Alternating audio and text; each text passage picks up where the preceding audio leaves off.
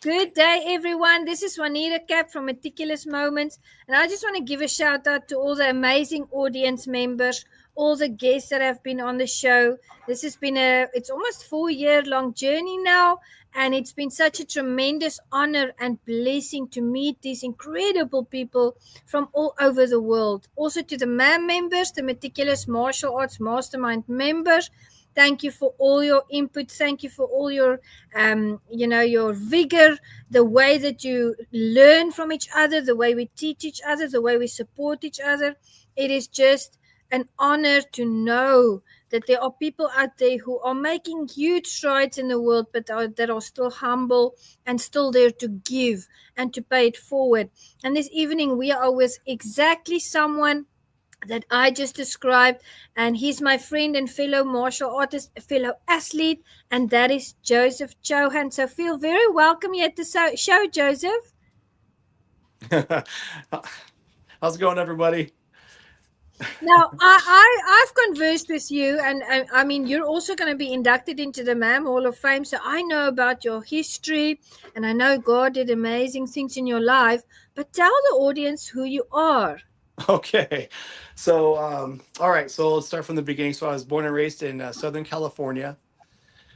I was actually a foster child, so had a quite interesting background. So I went into foster care when I was about 5. I wrestled in high school, and then actually went into jujitsu. And after high school, got into Brazilian jiu-jitsu, actually with Hoist Gracie's team. And so with my wrestling background, it didn't help me a whole lot because they wiped me on the mat pretty good, and with the gi, that was my first experience. And then went in after and started to learn. And actually, I was getting to the point where they thought I could start competing in the ring. I didn't get that far, only because I moved to Arizona and worked. I worked construction, and so we'll kind of go back a little bit. So that was probably in 2003, 2004. I graduated high school in '94, and so this is kind of where this is all picks. This is kind of where this is pretty crazy. So '94, I graduated. I actually moved to Washington to Mhm. work construction with my brother-in-law. And it was actually, I remember the day. It was August 22nd of '95. I was working on a big flat top building. It was actually a distribution plant for Safeway grocery stores, if anybody knows Safeway from out west.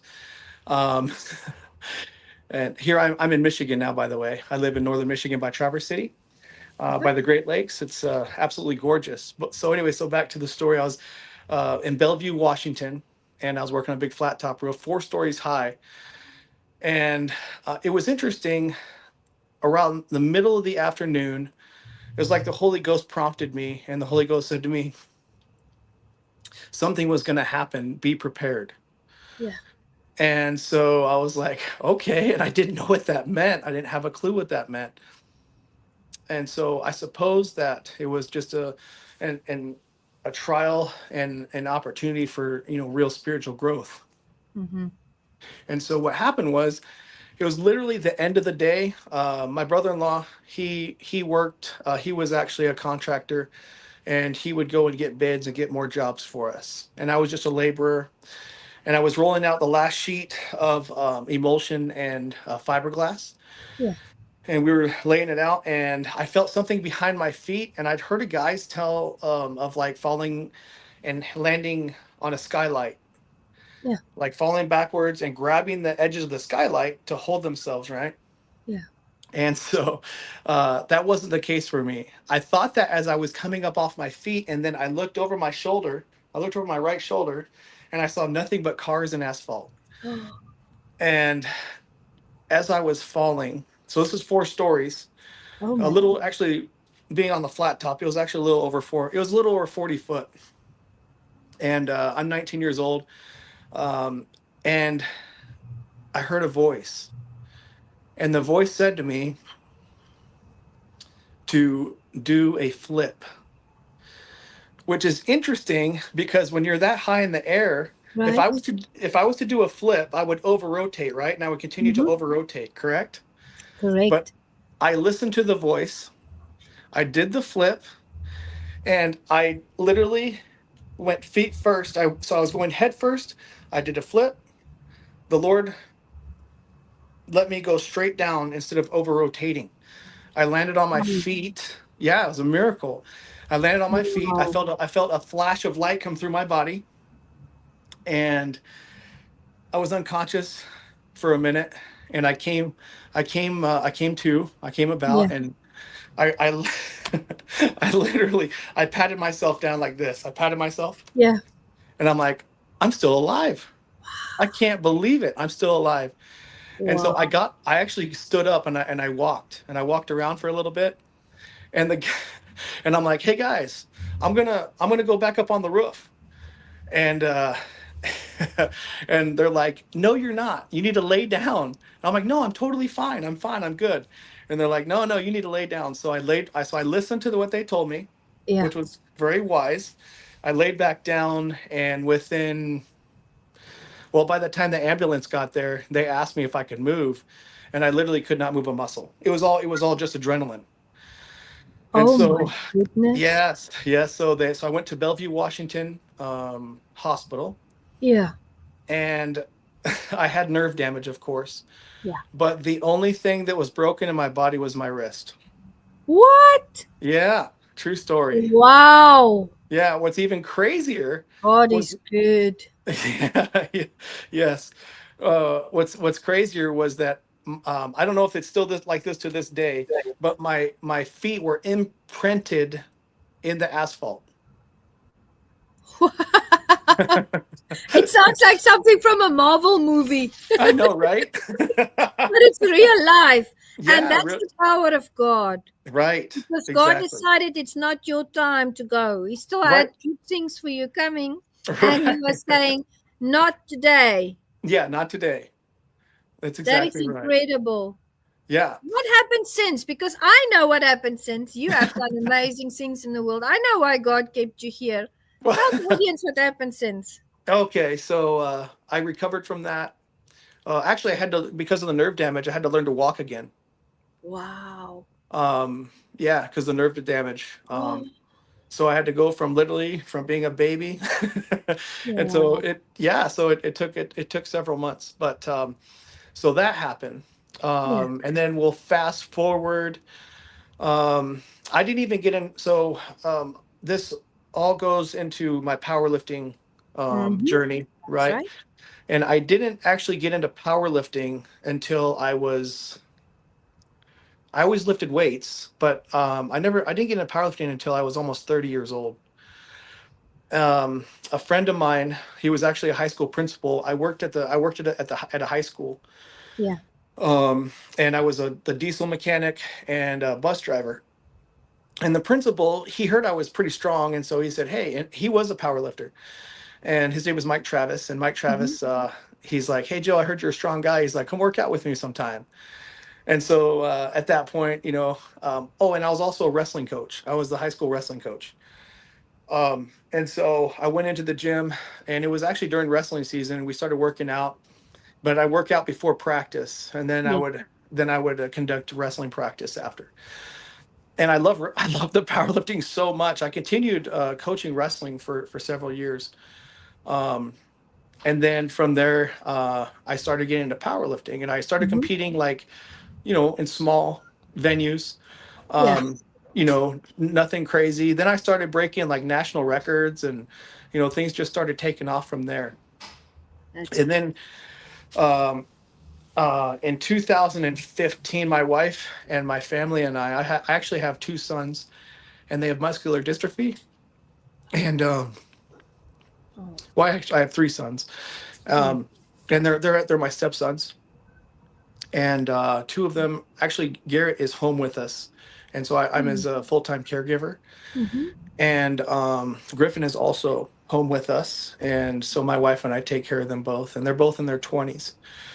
Yes. Um, and so we'd actually had been invited onto a cruise through Make-A-Wish. Mm-hmm. Garrett actually applied for Make-A-Wish, and his application was accepted, and part of that was going on a cruise. So we went to That's the Bahamas, awesome.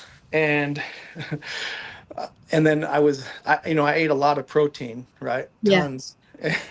And I was buying supplements cheaper because they're a lot cheaper online, Yeah. and not really paying attention to labels or anything like that. And then we went on the cruise, and I was eating a lot of shellfish. And they say not to eat a lot of shellfish on when you go on cruises because of the high mercury content. I did not know that. Yeah, yeah, yep. And so I was eating like crab, like and just lobster tail and everything Yeah. like crazy. And and so anyways, I wasn't feeling good right after the cruise. I just didn't feel well, and I wasn't the only one that got sick. There was about half a dozen others that actually had the same illness that I had received, and I went into liver failure. Oh my goodness. Yeah. That's dangerous. Oh, very, very, very, very, very. Um, but this again, this is another miracle, and it was another test. That's right. Um, and I was in liver failure for 4.5 months. And in fact, I was at the end of my liver failure, I was on the top of the transplant list. They were going to Yeah. transplant, and I was going to get a new liver. Yeah. And a week before I was to receive my liver, they asked me to go down to the University of Michigan and Mm-hmm. have more blood work done just to see where my blood was at that point. And I was completely jaundiced. I was yellow. My eyes were yellow. Yeah. Um, I was I was down to like 160 pounds, and usually I was weighing, or at that time I was about 215 or so. Right Wow. now I weigh about 220. Yeah. And so anyway, yeah. So I mean, don't ever shut down your liver. That's not good. It's terrible. It's the worst pain. It's not. It Oh is not my any fun. goodness. It's really bad. Well, anyways, so I go to the University of Michigan. I go see my doctor Yeah. because they called me on the phone and after my blood work results, they said you need to come to University of Michigan and see us. So my wife and I drove there, and it's about Yeah. 2.5 hour drive from our home. And I go to the doctor, and she says, "I'm not a religious person, but what has happened to you is that your liver has been shut down for an extended period of time. We do not have one case study of this ever happening, not even one, except you. And your liver started to regenerate." Wow. And so then I went through that process. God. Yeah. Yeah. And actually, this is actually a really cool story. So I'm laying in bed one night, and I'm not joking. I opened my eyes. This is during my liver failure. And I opened my eyes, and there was an angel over top of me, like healing me. Wow. That Yeah. is so cool. Yeah. Yeah. It was amazing. Amazing. God That's is the powerful. 100. Yeah. 100%. That's true. And then um, I came out of my body. I walked actually right through my wall of my house. I went outside, and and then I came back through the wall, and Yeah. I went back in my body. That is amazing. We Yeah. hear of people saying these things Yes. and going through all of this, but I've Yes. never had someone on the show that have given their testimony, and that is what happened to you. Look how Yes. God, that just brings everything in perspective again about Yes. what us as believers read in the Word and learn in the Word, and that's where body, soul, and spirit. You had Yes. an out Yes. of body experience, Yes. so you're a Yes. living testimony of just that. That's Yes. amazing. Yes. And Wow. isn't it interesting that everyone has a different perspective, a different way, or something that has unique about their spiritual That's experience right. of out of body, right? Yeah. Um, the interesting thing, when at least for me, when I went to go back into my body, Yeah. that was a very very strange. I don't even know how to explain it. Like I was fighting, Yeah. my spirit was fighting to get back into my body. It was weird. It was really Yeah. strange. Yeah. But it was a literal like battle. It was really interesting. It wasn't your And time yet. No, it wasn't my time. And I think that God just wanted me to experience that of like, hey, you know, this is You did. this is real stuff. And so, and it just confirmed, you know, even a stronger belief in him. You know, I've had some Amen. incredible spiritual experiences. So that was 2015. And then I had one other experience. Actually, I should back up. This was in 2008. Yeah, And this one's crazy. Oh man. I don't know, the liver failure was really crazy. I We can just moved. imagine. Yeah, we, we had just moved up here from Florida. So I've been around the country. From I grew up in California. I've lived in Washington, Oregon, um, Arizona, Utah, and now I've in Florida, and then here we're in Michigan at this point. So I went from from Utah to Florida, and I was working construction there. Met my wife Christy, and we've been married for 19 years. Oh, well, congratulations. Oh, That's thank you. incredible. 19 years. Well done. Yeah, yeah, she's awesome. Hey, hon, you want to come say hi? Come say hi, She doesn't want to Mrs. say hi. Chowhan. She's embarrassed. Well, you dropped a bomb there because she wasn't prepared. Us ladies, we're different. We want to have an itinerary. So give her our best. Okay, 100%. I'll do that. Yeah, that's a good. You're exactly right. That's I should have prepared her. Next time That's she'll true. be on the show with you. Oh, awesome, awesome. That'd be great. That'd be awesome. She's super. She's just awesome. Um, so 2015, 2008, 2015 was my liver failure. We're gonna back Right, up to 2008. right. This will be the last really crazy Yeah, just crazy experience. We had just moved here. I'd been here for like a week. I was working construction. This was before powerlifting. I wasn't even, uh, you know, into that. I was just basically lifting weights in my basement. And I was working over in Charlevoix, which is a little bit north of us. hmm, And I was working on a custom home, finishing it up. And I was actually finishing up for the contractor that had left the job. And so I was there to finish it.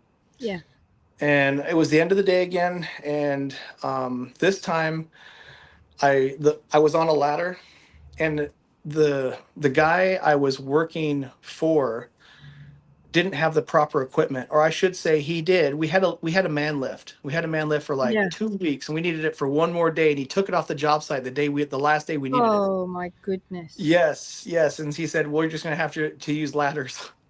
And I told him, I said, "This is not a safe environment. Like the Yeah. house was kind of built up on some shell, Mm-hmm. and it was really it was just not secure. It wasn't compacted very well, and it was just really just it just wasn't inducive for being on a ladder. Right. And so anyways, I had my ladder propped up. I thought I had it as safe as I could get it, and I was literally swinging my last nail on the last board to hang and on the fascia, and my ladder spun on me like this, Oh. and I went head first. I had my tool bags on. I went head first. I dropped 27 feet, landed on my head on concrete. Oh my gosh. Yeah.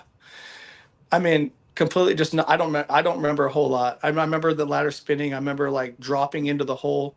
On your head on Um, cement. yes, yes, yes, on cement, 27 feet down. Yes. Um, and I actually, I was knocked out there for a minute. I came to, I got back up, and I'm just like, you know, obviously blood's just pouring everywhere. Yeah. And I walked over to a 5 gallon bucket, and I sat on the bucket. Yeah. And fortunately I had a couple guys working for me, and because I was the foreman on the site, and they're like, just stay with us, you know, trying to make sure that I could stay coherent enough for the ambulance to get to the job site to get me off into the job site. I passed out. I don't remember anything until we got to the hospital. And all I know is that they're wheeling me into the emergency room, and my wife's. I just wake up, and my wife's next to my side. I don't remember the ride on the ambulance. I don't remember any of Yeah. that stuff.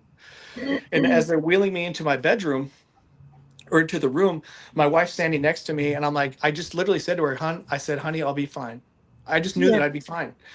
And she said, you do not look fine. You are not fine at all. Yeah. And so, She's in um, shock. yeah. And so I had a basal skull fracture. So I literally had spinal fluid coming out of my ear, and That's that's not good. horrible. Yeah, and that's not And good. You don't. life threatening. Yes, very life threatening. Yes, yes, Oh yes, my gosh. yes. The doctor who worked on me, actually, he and I go to church together, Oh wow. and I didn't know it.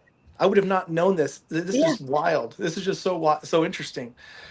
Such a small world that we live in, right? And so my doctor's a neurosurgeon, and had to have a spinal tap. I had to have the whole, I mean, you name it, the whole bit. He said that my back had so much muscle in it, and I wasn't even powerlifting at the time, but he Yeah. said that my back had so much muscle in it. He was like sweating profusely trying to get the needle to go in my back. That's probably what saved you. Probably, It probably. probably saved your spine. Like Right, a right. cushion. Yes, yes, yes. Um, and so, God um, is good. Oh my goodness. yes, so he was able to divert the spinal fluid from, obviously coming Thank out, the and Lord. I broke my eardrum. Oh, boy, I had so many breaks and fractures. I actually broke my back. Um, I broke so many bones in my face. I broke my collarbone. I don't know. I broke all kinds of stuff. On that fall. Yes, Oh my goodness. and so And it happens in a second. yes, yes, and here's the interesting part, right? So the day I'm getting released, my nurse that was there with me the whole entire time, Yeah. um, he came on his day off, and he came to see me just to Yeah. visit with me. He said that he'd been in the trauma unit, in that trauma unit, for 27 years, and he said that he had not seen not one person walk away with what I had gone through. I can imagine. And he said that there was a gentleman next to me, next to my bed in the next room over, that had a similar experience, and he said he's not going to make it. Oh. Yeah, yeah, it was really tough. I can just think, how it must have felt for you to get through it and knowing the guy next to you Yes, wasn't going to make it. I can yes. imagine that you had all kinds of things going through your mind. Oh, for sure, for sure. Yeah. Praying for him and then expressing gratitude to God for healing Amen. me. And why is it that he's helping me, and he's still helping this other man. He's just on a different journey, right? He's on a different journey. Yeah. He's got a different destiny. Yes, yes. And so we all have our own destinies. We all have our own purposes here on life. We all have our own growth and learning experiences. Mm-hmm. And so I went home, and the craziest thing is so funny. I still remember this.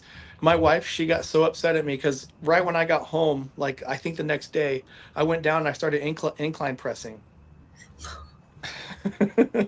And I think I was like incline pressing like 275 or something, 275 pounds or something like that. It's not the right time. No, I know, I know. I just had to throw that in just because I'm like, I don't know what I was thinking, but I just, I think it's just like when you're just, I don't know. It's just if it's in you, you just do it.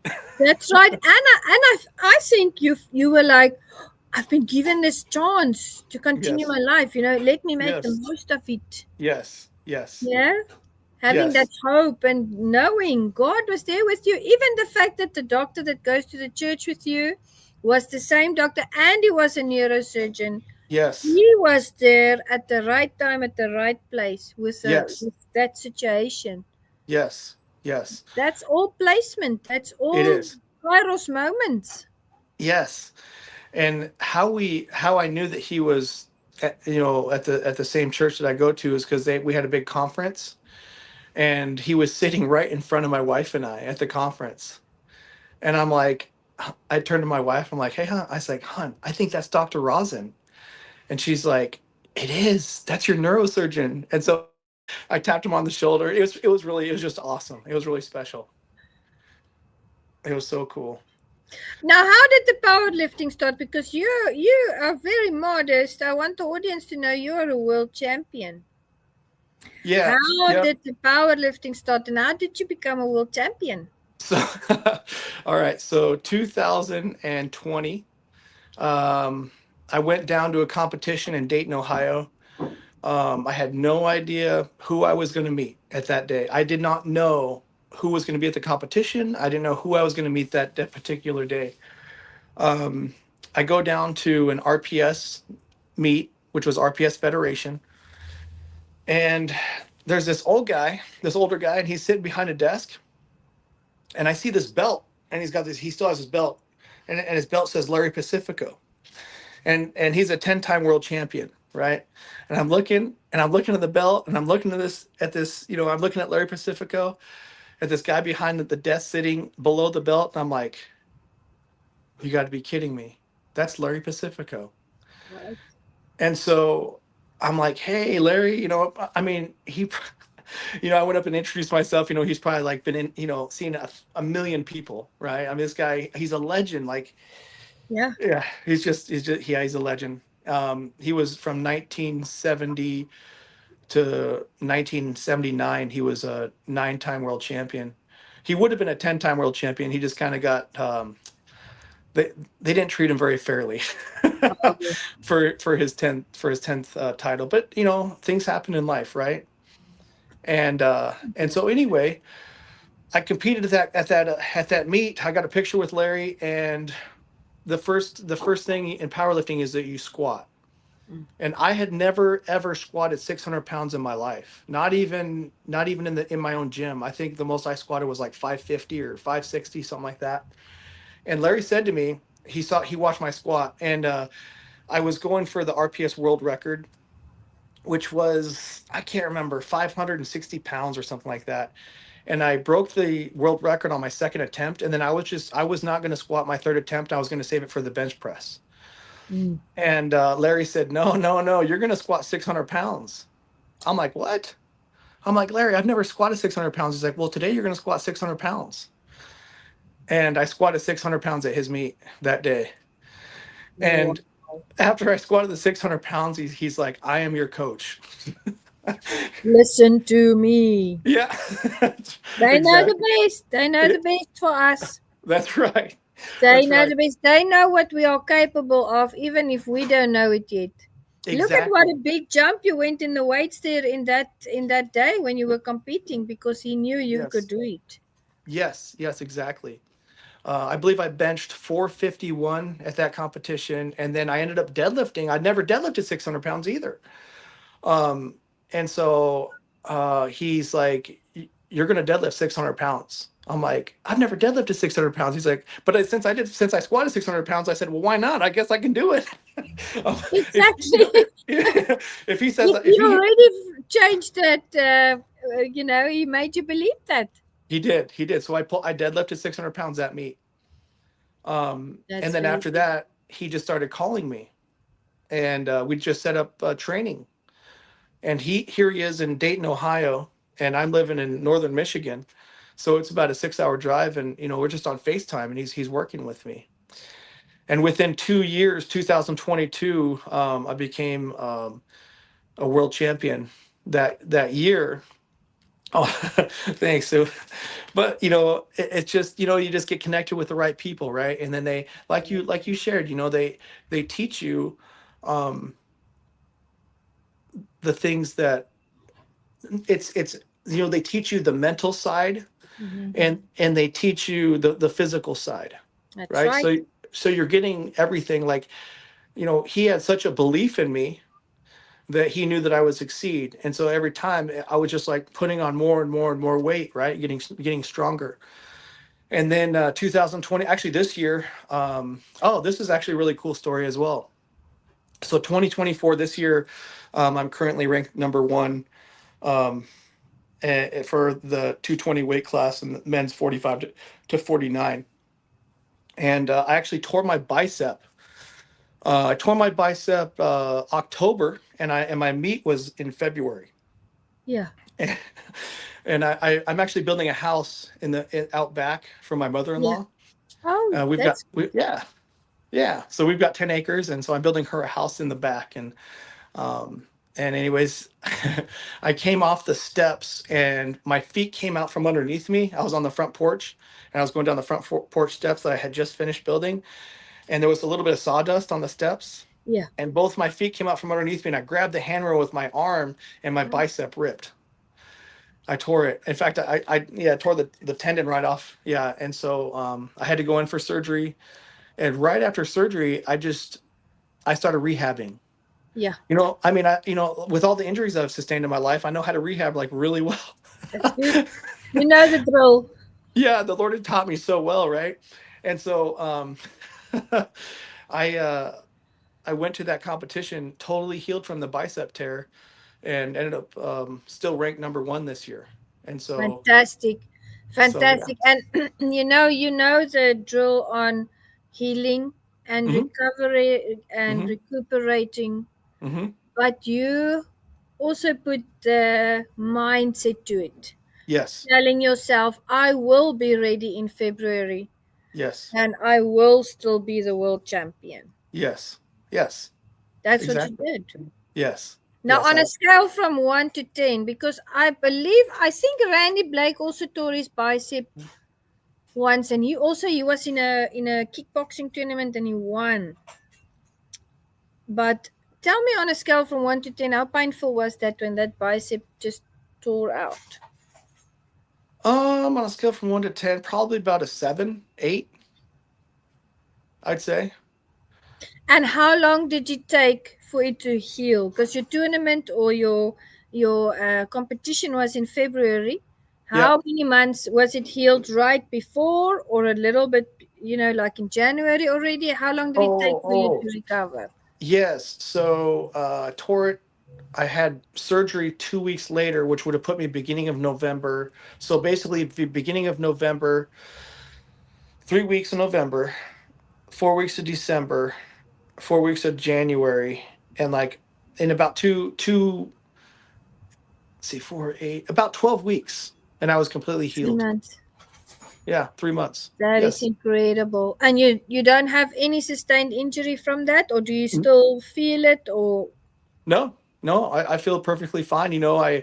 I think the key. So through the healing process, this is one thing that I do that works for me is when I know this for 100% truth. I know that if I can get blood to the area that's hurt or injured, right? that it will heal faster. Blood is what heals, right?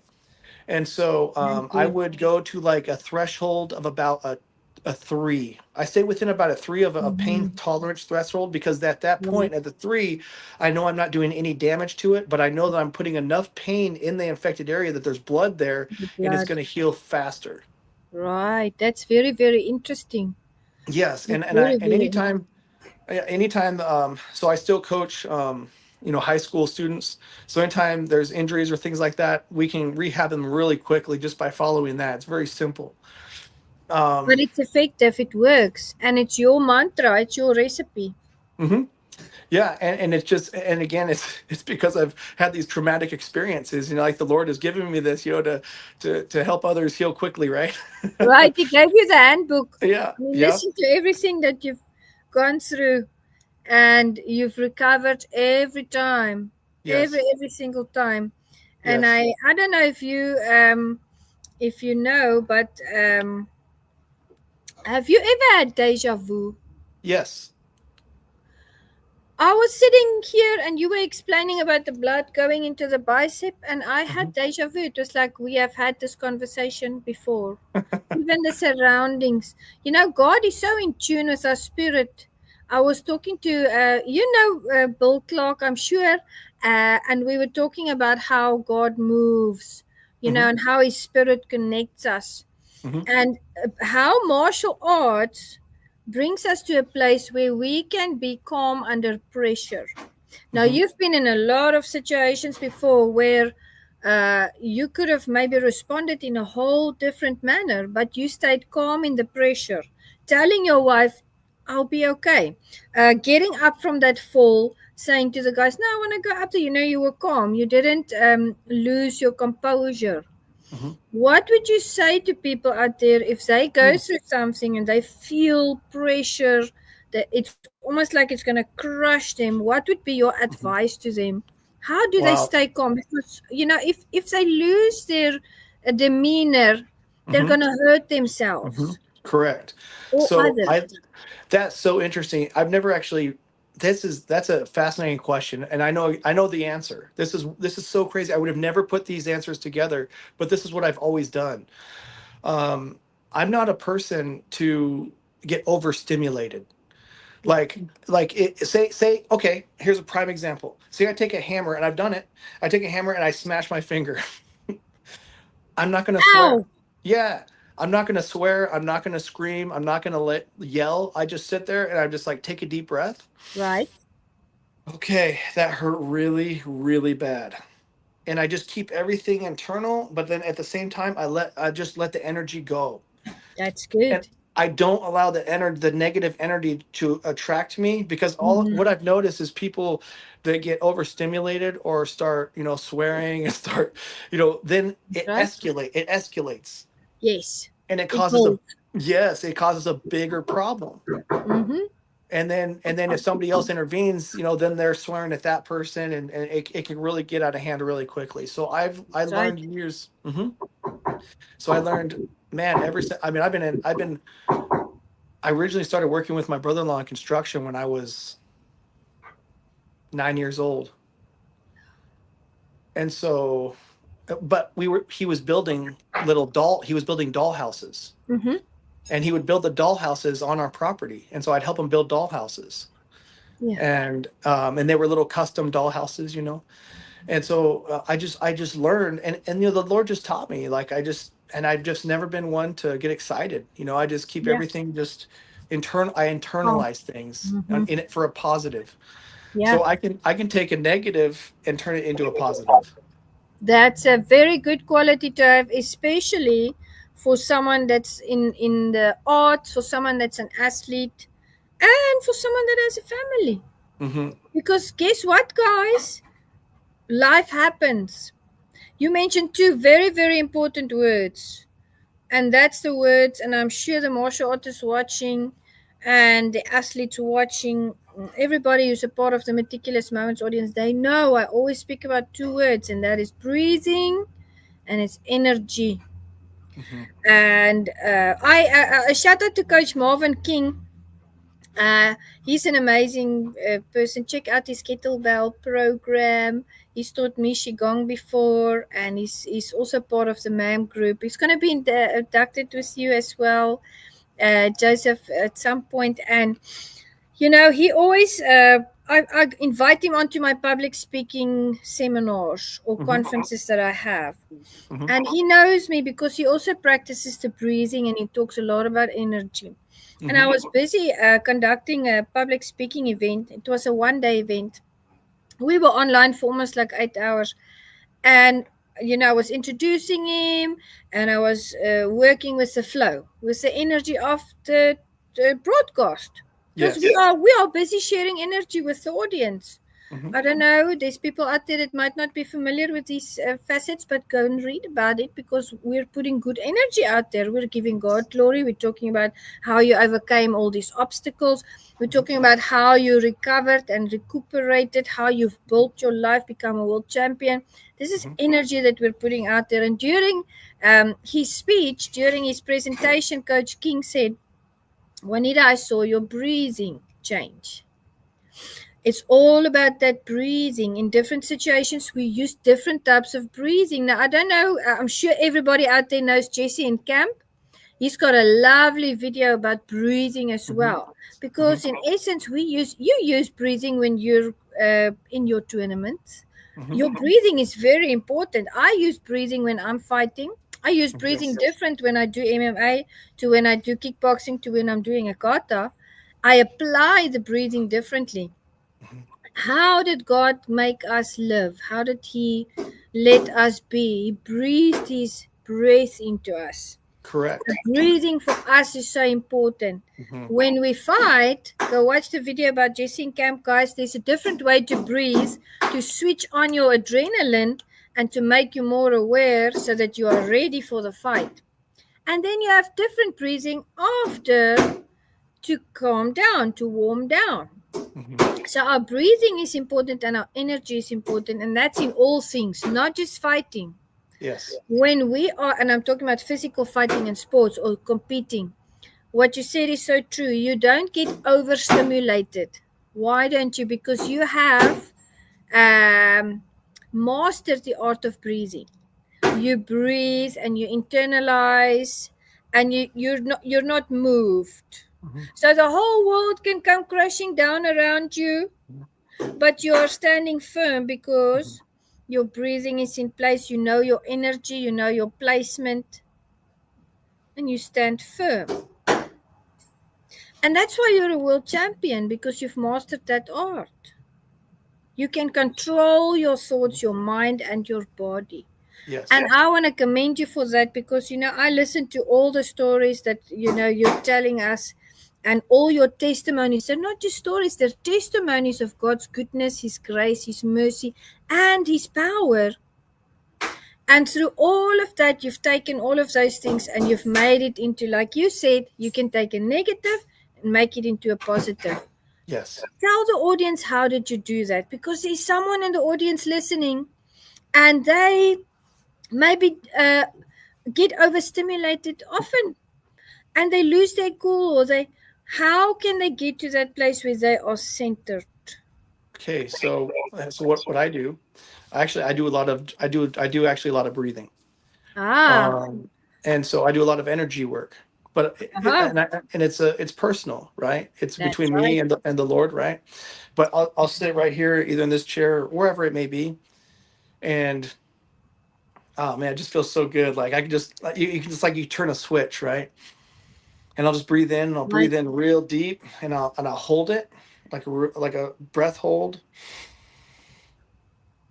and then let it out all the way down, and I'll go through that multiple times, and either I'll watch a video, and or at this point I could just just get in the zone and just deep breathe. In fact, if my heart rate comes up or if I get a little excited, I could just be walking, and I could just deep breathe, or and then also I'll meditate, or I'll just be still, Mhm. and quiet, and I can still the body.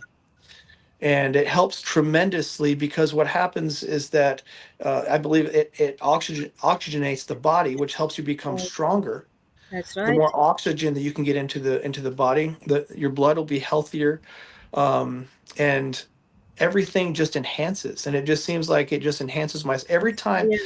I go through the breathing and I work out, my strength increases. Mm-hmm. It's huge, huge. And so for helping individuals to stay centered, I would say that first off, you just need to spend the time Yeah. to know yourself Mm-hmm. and to relax, and then just to sit down, or wherever it may be, and then just start deep focus on breath. So like, Mm-hmm. or you ever notice like your hands will tingle? Yes, A lot of times I'll focus on the that's right. tingling in my hands to relax me, and Yeah. that kind of like puts me in the zone, and I'm not thinking about any background activity or anything that's going on around me. I'm just focusing on the tingling in the sensation in my hands, Yeah. and I'll go through my breathing or my meditation through that process. Absolutely, absolutely. That's wonderful advice. And you have shared so many incredible testimonies here on the show, giving God glory. He has decided, through all of that, look where He's brought you. You have your wonderful family, Hmm. and you're doing great things. And it's amazing to hear how you and your wife are looking after your sons as well, Hmm. the good things that you guys are doing out there. Congratulations on that. Keep Thank shining, keep doing good things, keep glorifying God. I know He's smiling on you today. You've had a couple of brushes with death, and you're still here, and Yep. that is, God has a special purpose for you and your family. So never Yes, forget that. I And won't. I just want to say it was an honor to have you on the show. It's a tremendous honor as well to have you as part of the MAM inductee group. And thank you for what you do and for blessing the audience today. We Oh, appreciate you. Juanita, thank you so much. Can I share one last thing just really You quick? are most welcome to. Another thing that's so important and vital is stretching.